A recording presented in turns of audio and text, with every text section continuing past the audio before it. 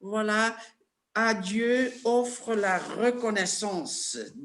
Celui qui, en sacrifice, offre la reconnaissance, me glorifie. Et à celui qui veille sur sa voie, je ferai contempler le salut de Dieu. Je propose que nous ayons un moment de prière, de reconnaissance, un moment pour dire merci à Dieu. Et il y a toujours une raison pour dire merci Seigneur. Ça peut être une prière d'une phrase, pas besoin d'ajouter beaucoup de mots. Puissions-nous dire, mais l'un après l'autre, dire merci Seigneur. Voilà un moment de prière de reconnaissance.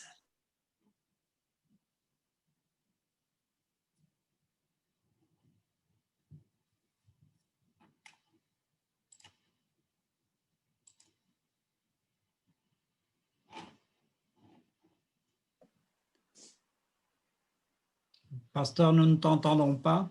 Oui, j'ai prié et j'ai vu trop tard que mon micro, d'une façon ou autre, a été désactivé. Chacun a la liberté de réactiver son micro actuellement. Merci Seigneur pour ces moments que tu nous donnes. Merci pour ta présence, pour la joie que tu nous donnes. Nous te louons Seigneur.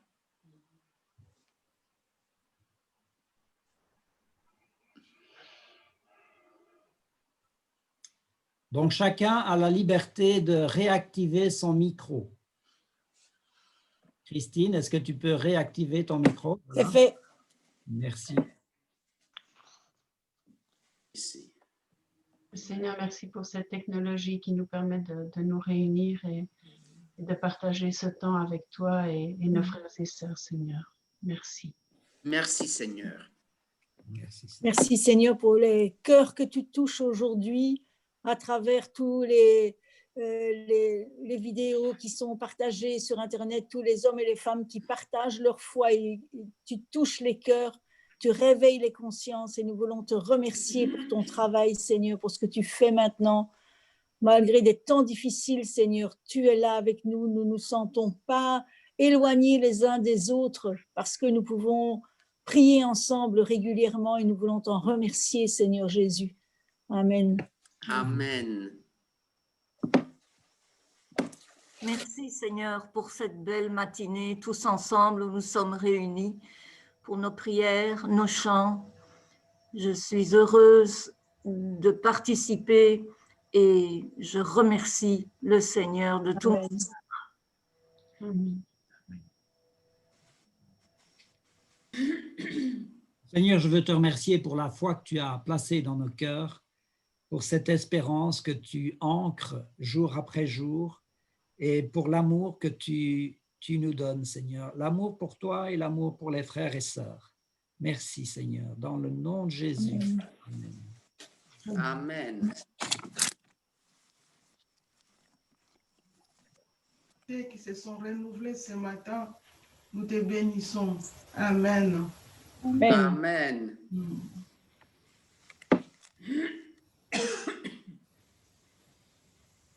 Seigneur, je veux te confier tous ceux qui, parce qu'ils ne sont pas à l'aise avec la technique, parce que peut-être ils n'ont pas d'ordinateur ou de mobilophone, de GSM, ils ne savent pas se connecter, mais nous savons qu'ils sont là. Seigneur, bénis-les là où ils sont. Bénis-les, Seigneur Jésus. Bénis le Seigneur.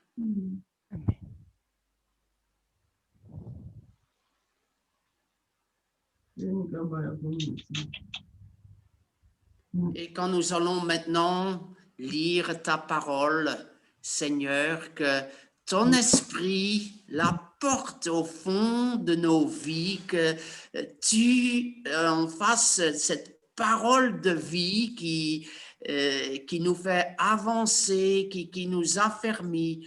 Bénis la lecture, bénis le message et que ton esprit nous amène plus loin sur ta voie. Nous t'en prions, Seigneur notre Dieu.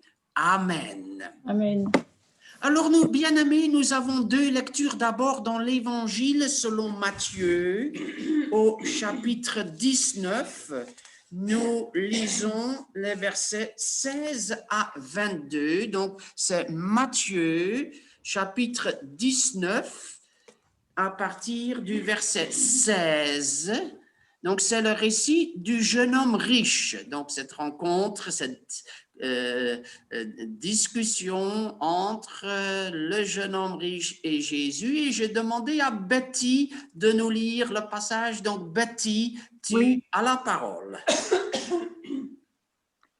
Un homme s'approcha et dit à Jésus, « Maître, que dois-je faire de bon pour avoir la vie éternelle ?» Il lui répondit, « Pourquoi m'appelles-tu bon? Personne n'est bon, si ce n'est Dieu seul. Si tu veux entrer dans la vie, respecte les commandements. » « Lesquels? » lui dit-il. Et Jésus répondit, « Tu ne commettras pas de meurtre, tu ne commettras pas d'adultère, tu ne commettras pas de vol, tu ne porteras pas de faux témoignages. Honore ton père et ta mère, et tu aimeras ton prochain comme toi-même. » Le jeune homme lui dit, « J'ai respecté tous ces commandements dès ma jeunesse. Que me manque-t-il encore? » Jésus lui dit, « Si tu veux être parfait, va vendre ce que tu possèdes, donne-le aux pauvres, et tu auras un trésor dans le ciel. Puis viens et suis-moi. » Lorsqu'il entendit cette parole, le jeune homme s'en alla tout triste, car il avait de grands biens. Merci beaucoup, Betty. Donc, ça, c'était la première lecture. Donc, voilà, je pense que vous êtes encore là. Merci, Étienne, pour le texte mis à l'écran. C'est fantastique. Alors, le deuxième texte que nous lirons, c'est dans l'Épître aux Romains. C'est le premier chapitre, versets 14 à 17. Romains 1, à partir du verset 14, et c'est Véronique qui va nous lire ce passage. Tu es là, Véronique? Oui, je suis là. Ok, tu as la parole pour la lecture. Je lis la parole. Je me dois aux Grecs et aux barbares, aux savants et aux ignorants. Ainsi, j'ai un vif désir de vous annoncer aussi l'Évangile, à vous qui êtes à Rome, car je n'ai point honte de l'Évangile. C'est la puissance de Dieu pour le salut de quiconque croit, du juif premièrement, puis du grec, parce qu'en lui est révélée la justice de Dieu par la foi et pour la foi, selon qu'il est écrit, le juste vivra par la foi. Amen. Amen. Merci beaucoup, bien-aimé. Voilà, cette fois-ci, mon micro est allumé.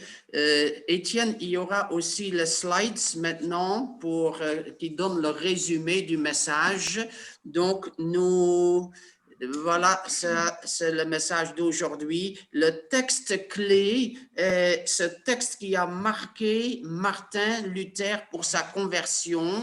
En effet, la justice de Dieu s'y révèle par la foi et pour la foi, selon ce qui est écrit, le juste vivra par la foi. Dia suivante. Donc, nous partons de la conversion de Luther. Donc, ça, c'est autour de l'an 1500. Il est né peu avant. C'était une époque où il y avait beaucoup d'églises, mais les gens grandissaient avec la peur de Dieu. Parce qu'un jour, on meurt et après la mort vient le jugement et comme tous sont pécheurs, alors il y aura le purgatoire ou l'enfer. Et chacun vivait donc dans une terrible crainte. Il y avait la superstition aussi. Et c'était par les œuvres qu'on cherchait à trouver la paix avec Dieu. Donc, les chrétiens étaient en recherche de la paix avec Dieu en allant à la messe, en accomplissant les sacrements, le baptême, la communion, la confession. Et puis, à cette époque-là, il y avait aussi la pratique des indulgences. Donc, on rachetait les œuvres surrogatoires des saints, donc les saints ont accompli en trop pour les imputer à l'homme pécheur, et cela moyennant ou des prières ou finances. Donc les indulgences. Et Luther est devenu moine, mais même quand il était en formation dans le couvent, il était toujours conscient de ses péchés. Et ça, c'est une œuvre du Saint-Esprit qui nous fait prendre conscience de nos péchés. Et il était toujours en recherche de la paix. Et cela se montre qu'une fois qu'il est consacré prêtre, alors là, il a 24 ans, quand il est consacré, il va célébrer sa première messe. Et au moment de célébrer la messe, quand au-dessus de l'autel, il regarde vers Jésus en croix, il est frappé son regard, il l'interprète comme un regard de jugement, et il a failli fuir et sortir de l'église.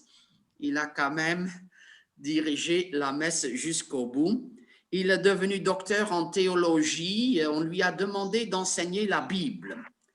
Oui, nous passons. Et c'est ainsi qu'en 1515, donc là, il a combien? Il a 32 ans. Il a enseigné l'Épître aux Romains. Il est donc arrivé tout au début à ce verset, la justice de Dieu s'y révèle, donc se révèle dans l'Évangile, par la foi et pour la foi, selon ce qui est écrit, le juste vivra pour la foi. Et quand Luther, dans un premier temps, avec son éducation, lit la justice de Dieu, alors pour lui, c'est Dieu qui punit le pécheur, c'est la condamnation, c'est sa colère sur l'homme pécheur, c'est terrible pour lui, cette justice de Dieu. Et quand il médite sur sa propre condition, et il voit que sa repentance n'est jamais suffisante, et qu'au fond, il cherche d'obtenir le paradis pour lui-même, pour ne pas souffrir lui-même, qu'il est un homme profondément égoïste. Alors quand il médite la notion de la justice de Dieu et qui il est devant la justice de Dieu, il est de plus en plus rempli de désespoir. Et en méditant, il se rend quand même compte que le contexte parle de l'évangile, de bonnes nouvelles, qu'il est question du juste qui vivra par la foi, où il ne se voit que comme injuste. Et il se dit, je suis passé à côté de quelque chose, il est question de l'évangile, il est question du juste, qu'est-ce qui me manque, qu'est-ce qui ne va, qu'est-ce que je n'ai pas saisi? Et c'est là qu'il découvre la justice de Christ, qui est donnée aux pécheurs et qui est reçue par la foi. Et c'est là ce qui mène Luther à sa nouvelle naissance. Il va dire, alors je me sentis un homme né de nouveau, donc, et entré les portes grandes ouvertes dans le paradis même, et ça dans un temps où tout le monde, où lui-même avait la peur du purgatoire et de l'enfer. Il dit, les portes du ciel me sont ouvertes, et c'est le grand principe, le premier principe de la réforme, c'est qu'il découvre, c'est la justification par la foi seule. Donc, que ce ne sont pas ses œuvres, que ce n'est pas sa religiosité, ce n'est pas sa moralité, ce n'est pas toutes ses qualités qui pourraient le rendre juste devant Dieu, mais que c'est l'œuvre de Jésus-Christ qui a tout accompli. C'est le Christ qui a répondu aux exigences de Dieu. C'est Jésus qui s'est donné et qui ouvre la porte du ciel. C'est le premier grand principe, donc la justification par la foi seule, un des grands principes de la réforme. Passons, l'autre image, voilà, donc quand nous parlons de justification, tout d'abord, la Bible nous enseigne que tous ont péché, voilà, nous sommes tous logés à la même enseigne, à des niveaux différents. Voilà, nous sommes tous des injustes. Pierre va dire, lui, le juste, Jésus s'est donné pour des injustes. de façon différente. Et voilà, certains, chacun peut le voir, mais on voit dans l'histoire du jeune homme riche, mais on voit là un homme qui va dire à Jésus, mais j'ai accompli tous ces commandements. Et il a demandé à Jésus de citer le commandement. Oui, tu ne commettras pas de meurtre, tu ne commettras pas d'adultère, tu ne rendras pas de faux témoignages. Et manifestement, ce jeune homme a gardé ces commandements. Donc, c'était quelqu'un qui, aux yeux de la société, était tout à fait respectable, qui était un exemple pour beaucoup.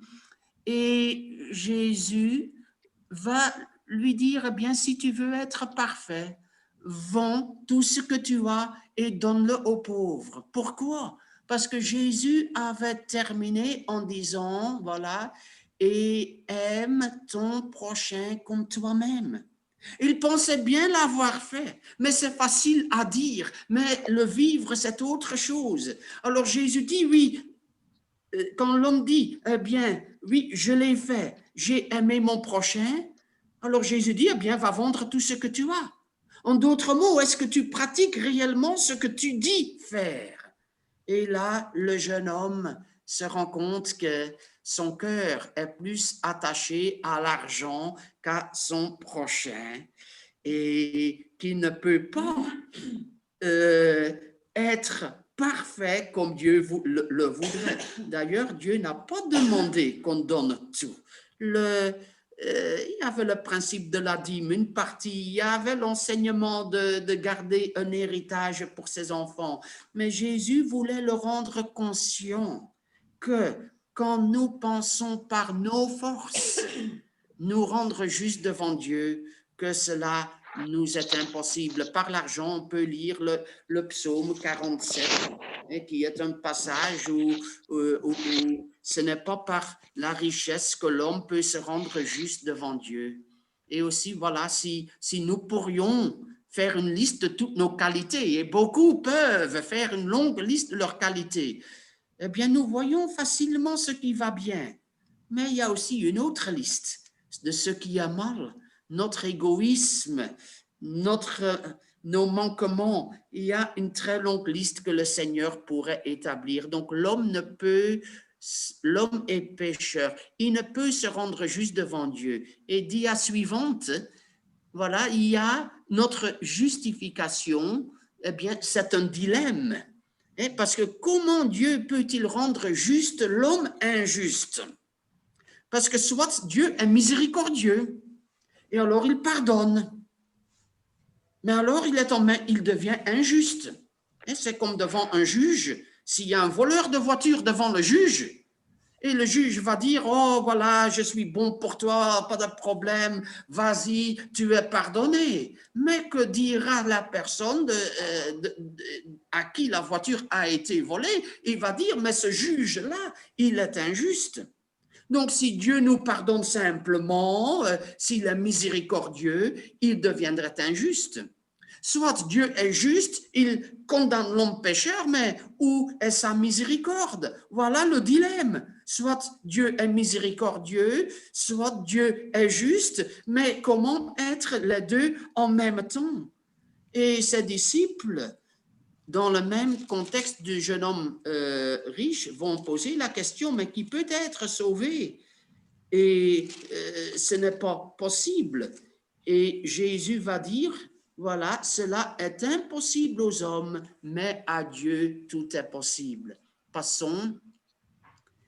Alors c'est l'Évangile qui nous apporte la solution.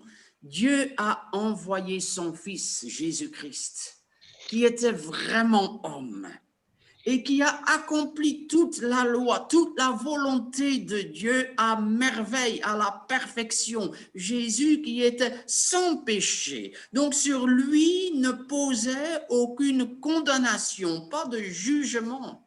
Et pour cela, il était le seul capable à prendre sur lui notre condamnation.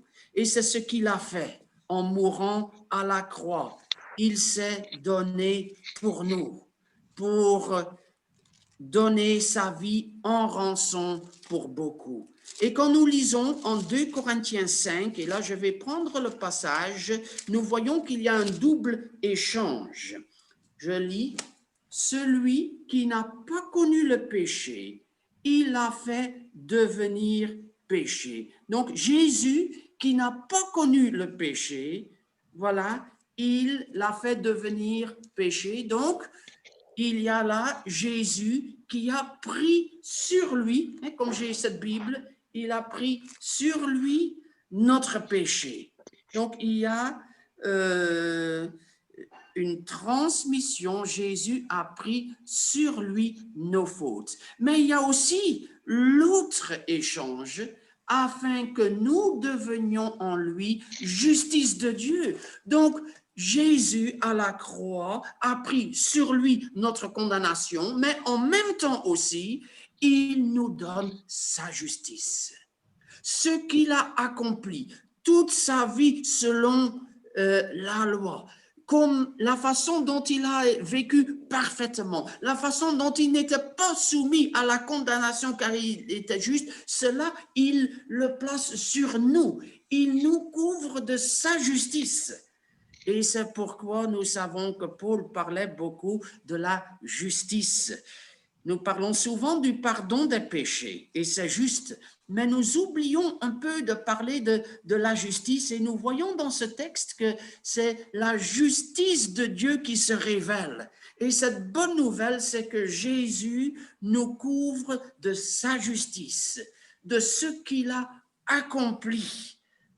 Et ainsi, Dieu est à la fois juste, car le péché est puni en Jésus-Christ, et il est à la fois miséricordieux, car il nous donne sa grâce, la solution au dilemme.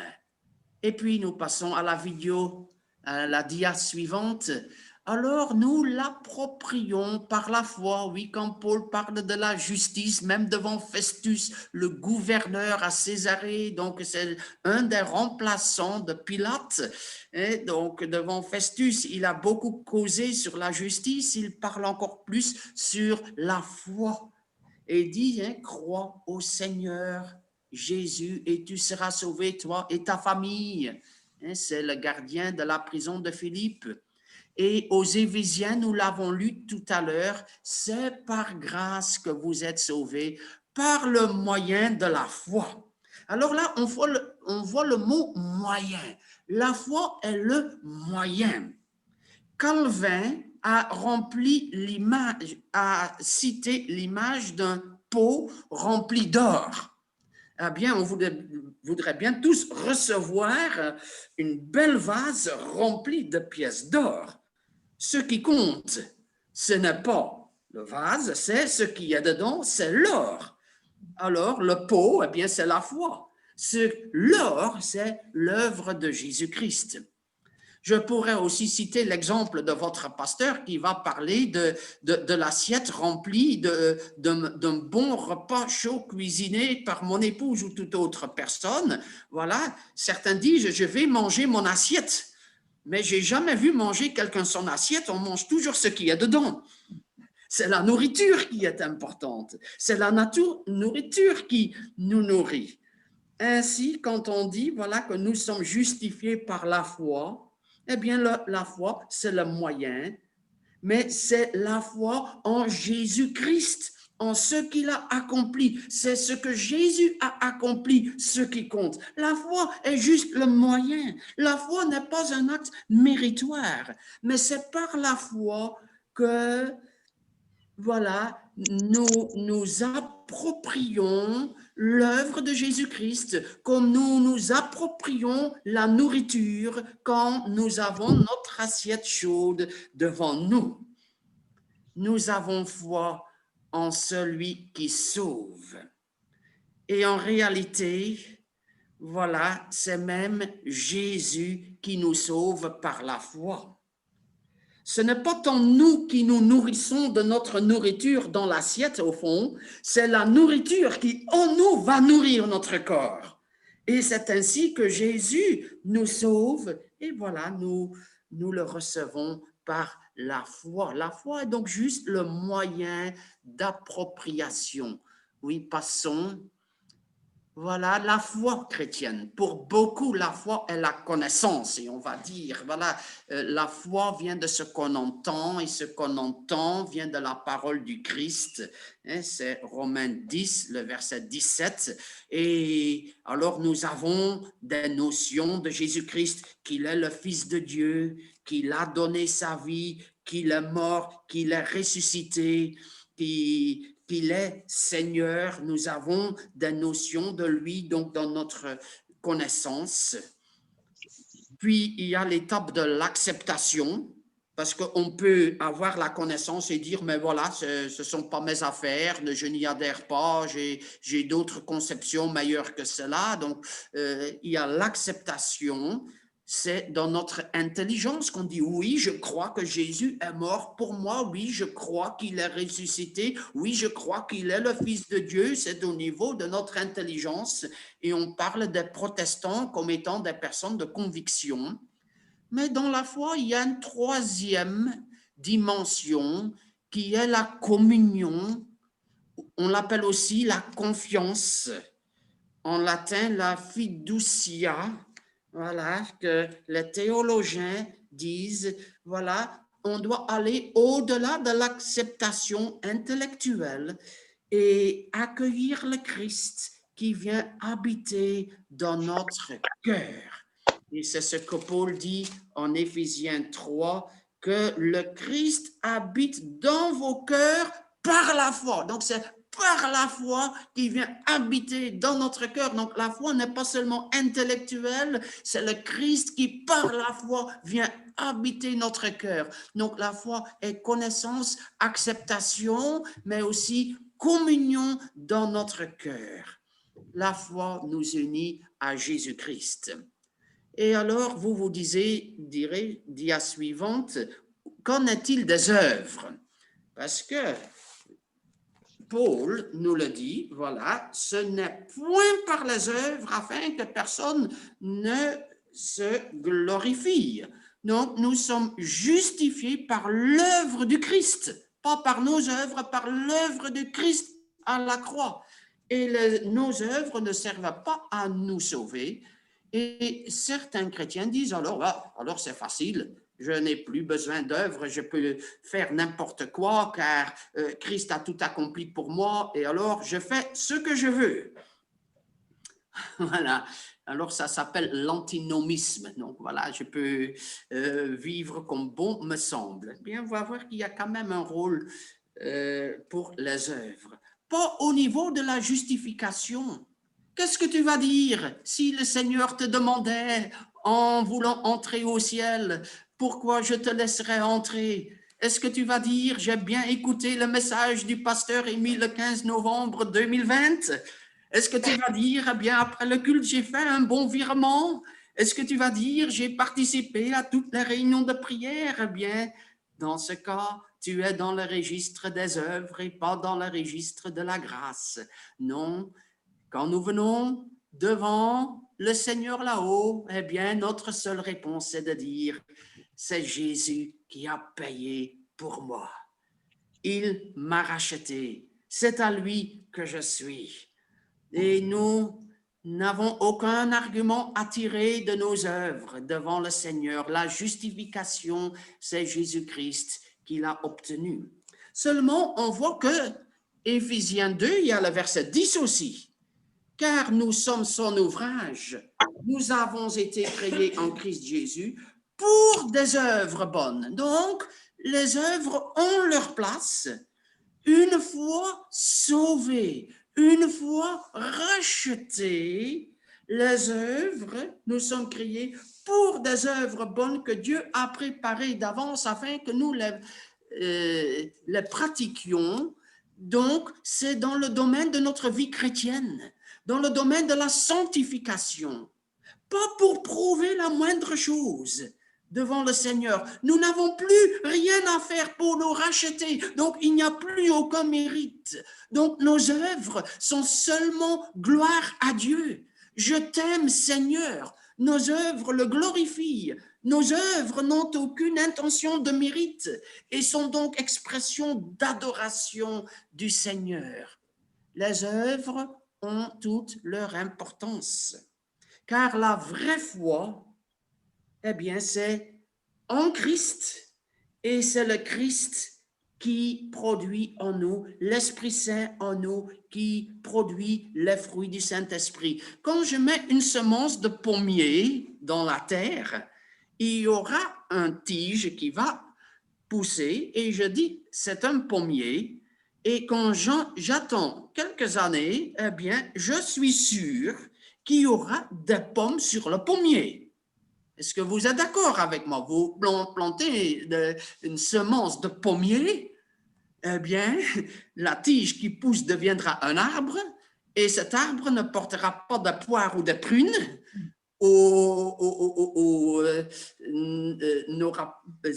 ne sera pas vide, cet arbre-là portera des pommes parce que c'est un pommier.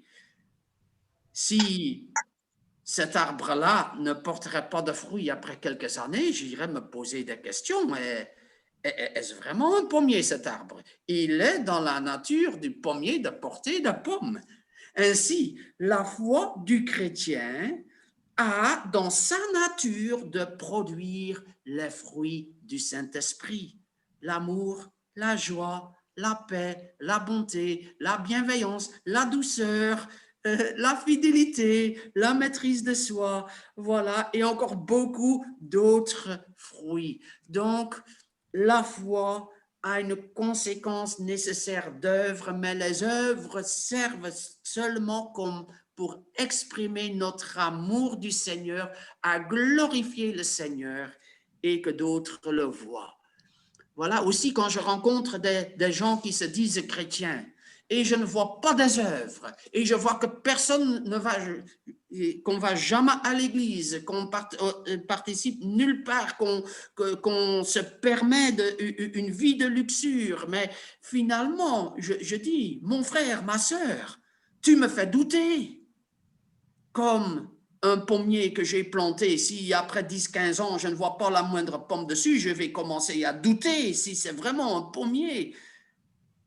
Mon frère, ma sœur, si tu aimes le Seigneur, alors porte des fruits, suis Jésus-Christ, vis comme il l'a dit. Je ne veux pas juger, mais qu'on voit les fruits, qu'on voit les œuvres en toi.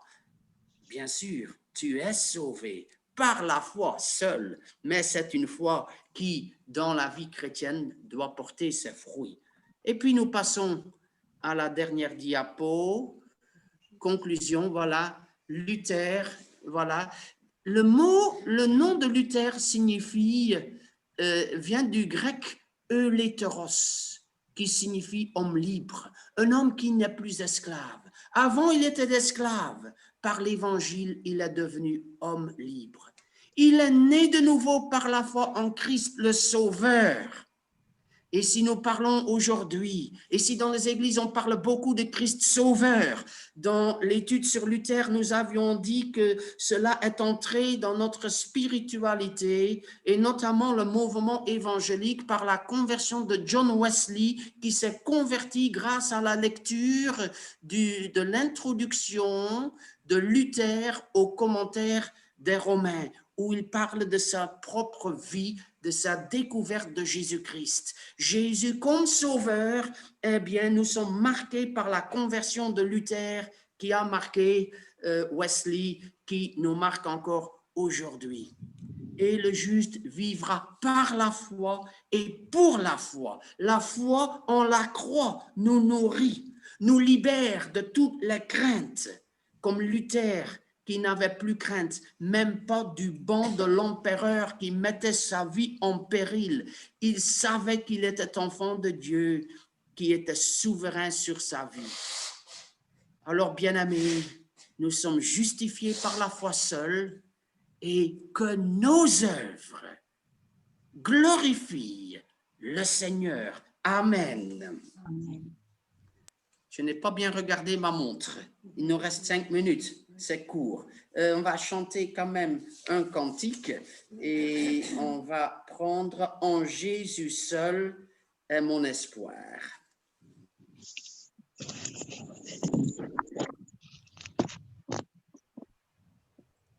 En Jésus seul est mon espoir, lui ma lumière, ma force, mon chant qui est angulaire, solide rempart, même quand l'orage devient violent. Oh quel amour, oh quelle paix, les luttes cessent, la peur se tait. Mon réconfort, mon plus grand bien, dans l'amour du Christ je me tiens.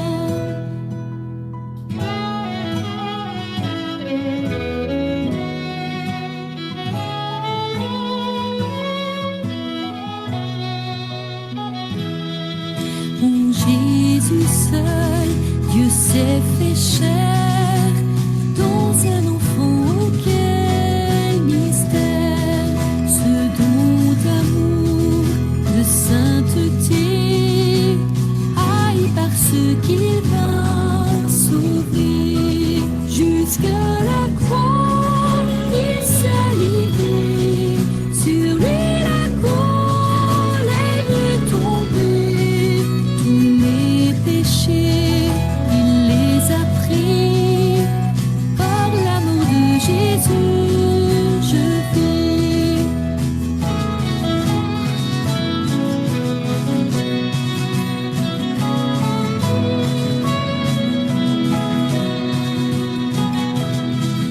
Là dans la tombe, il reposait, lumière vaincue par les ténèbres. Quel jour glorieux, il apparaît, d'entre les morts il se relève, et sur ma vie, par sa victoire, le péché par tout son pouvoir.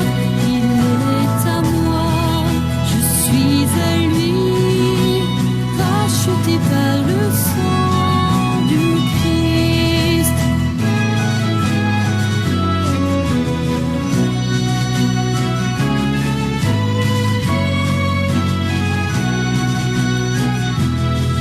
Je vis en paix, je meurs sans crainte, gardé par la puissance du Christ, du premier cri au dernier souffle.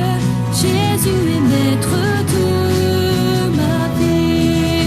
Les plombs des hommes ou du malin ne peuvent m'arracher de sa main, et qu'il revienne, on me rappelle, par la force du Christ je tiendrai.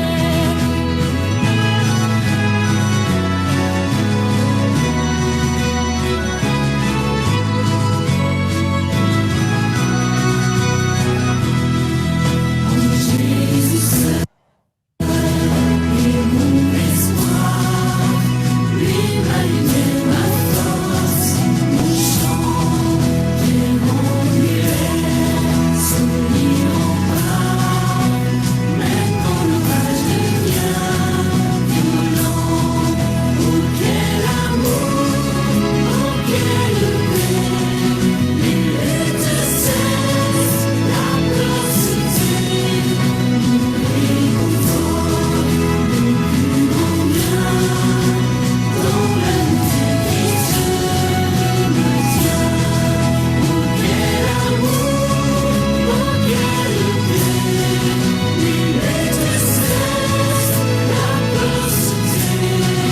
Mon réconfort, mon plus grand bien, dans l'amour du Christ je me tiens.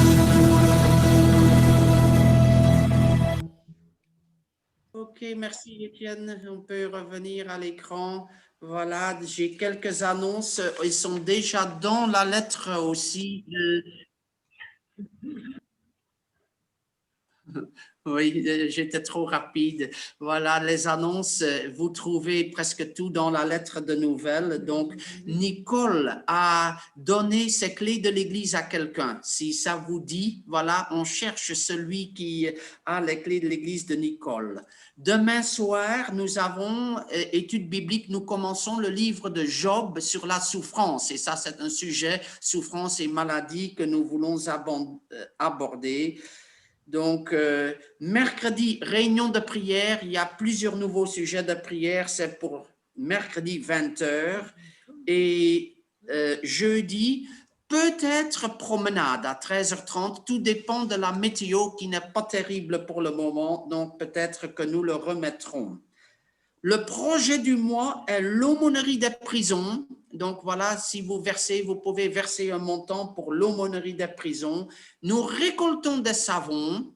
Nous récoltons pour Annick Dawan, engagée dans les métros de Bruxelles auprès des sans-abri le 31 décembre. Donc des produits de première nécessité. Donc dentifrice, gants de toilette, essuie, etc., shampoing, tout est le bienvenu pour Annick Dawan. Et une nouvelle opération de colis est lancée. Donc là, des dons, vous pouvez les verser sur le compte de Nicole.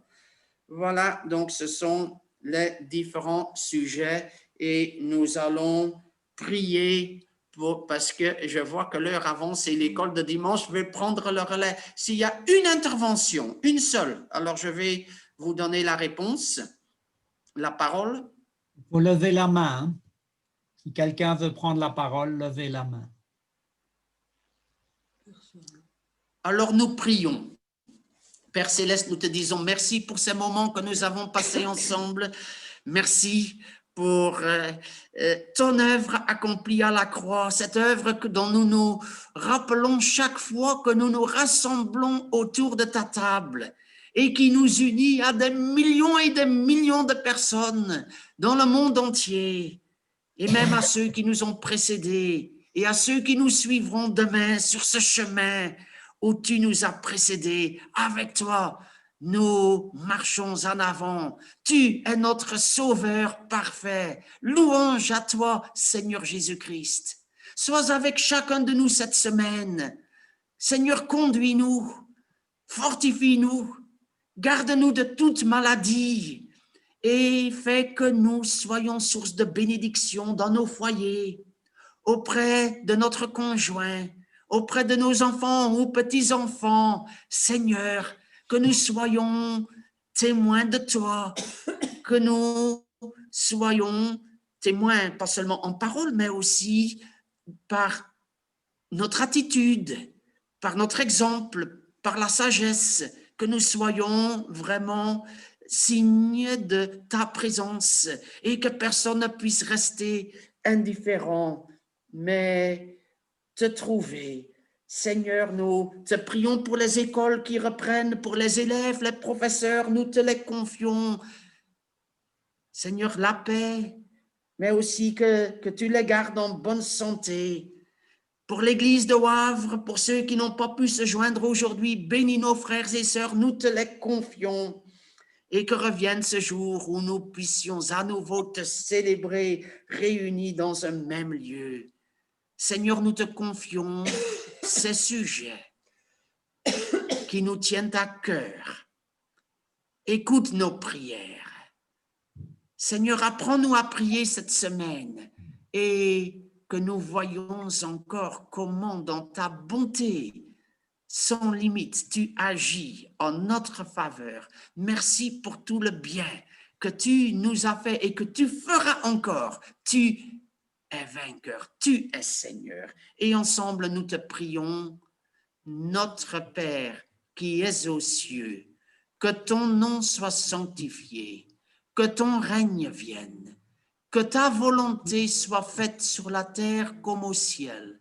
Donne-nous aujourd'hui notre pain de ce jour et pardonne-nous nos offenses, comme nous pardonnons aussi à ceux qui nous ont offensés. Et ne nous soumets pas à la tentation, mais délivre-nous du mal, car c'est à toi qu'appartiennent le règne, la puissance et la gloire pour les siècles des siècles. Amen.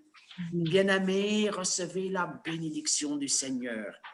Que l'Éternel te bénisse et te garde. Que l'Éternel fasse briller sa face sur toi et t'accorde sa grâce. Que l'Éternel lève sa face vers toi et te donne la paix. Soyez tous bénis au nom de Jésus-Christ. Amen. Amen.